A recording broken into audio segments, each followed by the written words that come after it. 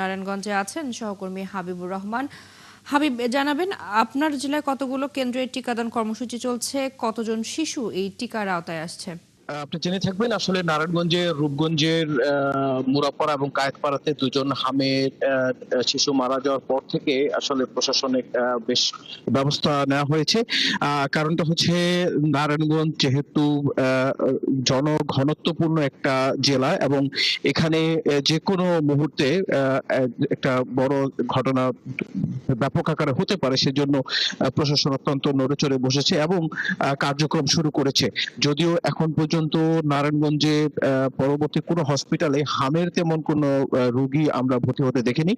আর সরকারিভাবে হামের যে টিকা প্রদান করা হবে তা আসলে তৃতীয় ফেজে করা হবে বলে আমরা জানতে পেরেছি।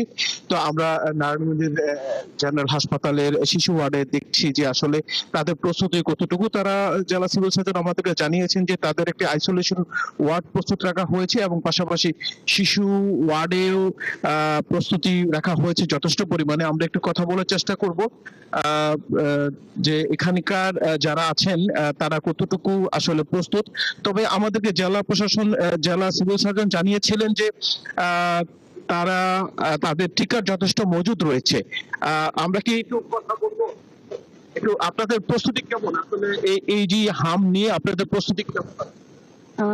ধন্যবাদ আপনাকে প্রশ্ন করার জন্য। আমাদের এখানে এখনো হামের রোগী শনাক্ত করা হয়নি, এই পর্যন্ত আসেনি।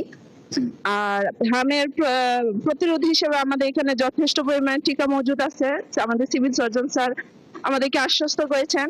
আর আমরা আশা করি করোনার সময় আমরা যেভাবে মোকাবেলা করেছিলাম, যদি হাম আমাদের এখানে ওই রকম ভাবে শনাক্ত হয়, আমরা সেইভাবেই ইনশাল্লাহ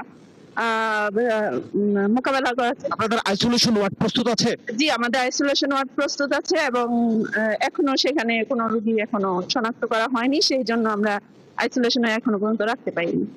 আচ্ছা, আপনি জেনে থাকলেন এর বাইরে নারায়ণগঞ্জের যে 4টি উপজেলা পর্যায়ে যে হসপিটাল আছে সেগুলোকে প্রস্তুত রাখা হয়েছে যে কোনো সময় যে কোনো পরিস্থিতিতে আসলে যেন হামের চিকিৎসা দিতে পারে।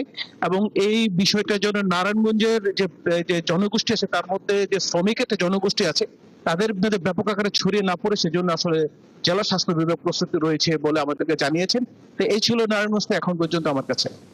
হাবিব, ধন্যবাদ আপনাকে।